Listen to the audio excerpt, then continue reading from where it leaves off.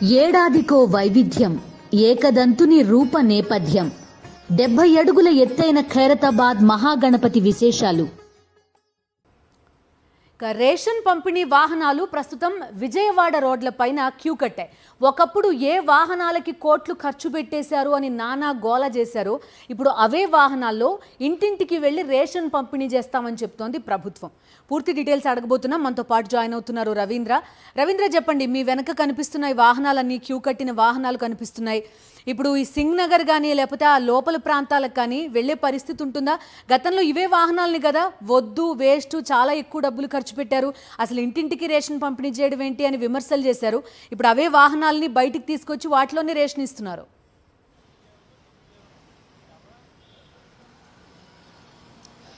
ఖచ్చితంగా బిందు, గత ముఖ్యమంత్రి వైఎస్ జగన్మోహన్ రెడ్డి తన హయాంలో తీసుకొచ్చినటువంటి ఏదైతే ఎండిఓ వాహనాలు ఉన్నాయో ఇప్పుడు అవే వాహనాల ద్వారా వరద బాధితులకు ఆహారం పంపిణీ చేసేందుకు ప్రస్తుత ప్రభుత్వం అయితే చర్యలు చేపట్టింది. అందులో భాగంగా ప్రస్తుతం నేను చూపిస్తున్నాను బీఆర్టీఎస్ రోడ్ లో ఉన్నటువంటి ఈ వెహికల్స్ అన్ని కూడా రాష్ట్రంలోని ఇతర ప్రాంతాల నుంచి, ఇతర జిల్లాల నుంచి తీసుకొచ్చినటువంటి వాహనాలు.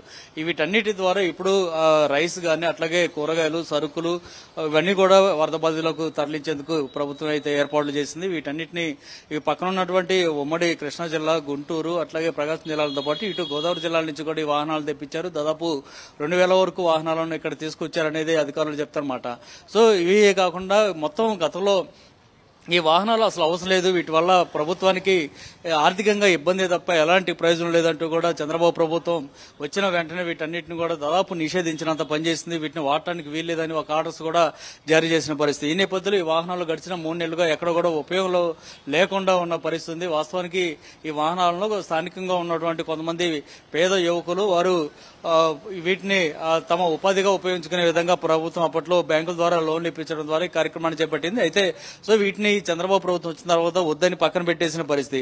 గత నెల అంటే జూలై 5వ తారీఖున చూసే పౌర సరఫరాల శాఖ మంత్రి నాదెళ్ల మనోహర్ అయితే అసలు ఈ వాహనాల వల్ల రాష్ట్రానికి పెద్ద ఆర్థిక భారంగా మారింది కాబట్టి వీటిని అవసరం లేదు, మళ్లీ చౌక డిపోలకే వికలాంగులు గాని, వృద్ధులు గాని, మహిళలు గాని ఎవరైనా వెళ్లి అక్కడ క్యూలో నిలబడి తెచ్చుకుంటేనే బెటర్ తప్ప ఈ వాహనాల వల్ల ప్రయోజనం లేదంటూ ఆయనే సాక్షాత్తుగా మాట్లాడిన పరిస్థితి. ఇక చంద్రబాబు ముఖ్యమంత్రి కూడా ఇదే విధంగా వ్యాఖ్యలు చేశారు. ఆ నేపథ్యంలో వీటిని పక్కన పెట్టారు. కానీ ఇప్పుడు చూస్తే కనుక వరద బాధితులకు ఖచ్చితంగా ఇవే వాహనాలు దిక్కయ్యాయని చెప్పుకోవాలి. ఖచ్చితంగా ఈ వాహనాల్లో మాత్రమే వరద ప్రాంతాల్లోకి వెళ్లడానికి, మారుమూల ప్రాంతాల్లోకి, ఇరుకు సందులో కూడా వెళ్లడానికి ఇవే వాహనాలు చంద్రబాబుకు దిక్కయ్యాయని చెప్పుకోవచ్చు. ఎందుకంటే ఇవి వెడల్పు కూడా కేవలం 4.5 అడుగులు మాత్రమే ఉంటాయి. కాబట్టి 4.5 అడుగులు అంటే పెద్ద సమస్య ఏం కాదు, ఎంత ఇరుకు సందులోకైనా ఈ వాహనాలు వెళ్లడానికి వీలవుతుంది. కాబట్టి మళ్లీ ఈ ఎండియూ వెహికల్స్ ని పెద్ద సంఖ్యలో తీసుకొచ్చి వీటి ద్వారా రేషన్ పంపిణీ కార్యక్రమాన్ని చేపట్టారు.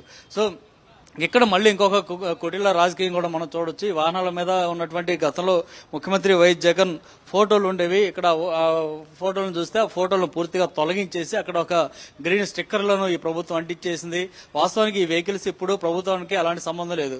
ఇవన్నీ కూడా డ్రైవర్లుగా ఉన్నటువంటి వ్యక్తులు ప్రభుత్వం ఇచ్చినటువంటి గతంలో సబ్సిడీ మీద ఇప్పించినటువంటి దాంతోపాటు లోన్ల రూపంలో వీటిని కొనుగోలు చేసుకుని వాడుతున్నటువంటి పరిస్థితి. సో ఇప్పుడు ప్రభుత్వానికి సంబంధం లేకపోయినప్పుడు కూడా ఈ స్టిక్కర్లను బలవంతంగా అక్కడ అంటించి ఆ పక్కన ముఖ్యమంత్రి చంద్రబాబు ఫోటో, ఉప ముఖ్యమంత్రి పవన్ కళ్యాణ్ ఫోటోలను పెట్టుకుని ఈ వాహనాలను వాడుకుంటున్నారు. దీంట్లో కూడా ఎంత కుటిల రాజకీయం చేస్తున్నారనేది మనం అర్థం చేసుకోవచ్చు. మొత్తంగా అయితే ఈ ఎండియూ వెహికల్స్ ను మళ్లీ అప్పట్లో జగన్ ప్రభుత్వం తీసుకొచ్చినటువంటి ఎండియూ వెహికల్స్ ఏవైతే ఉన్నాయో వాటన్నింటినీ ఇప్పుడు చంద్రబాబు వీటన్నిటిని ఉపయోగించుకుంటున్నారు. వీటి ద్వారానే వరద బాధితులకు సహాయం అందించడానికి వీలవుతుంది. కాబట్టి వీటి ద్వారా మాత్రమే రేషన్ పంపిణీకి ప్రస్తుతం శ్రీకారం చుట్టారని చెప్పుకోవచ్చు. Okay Ravindra, thank you.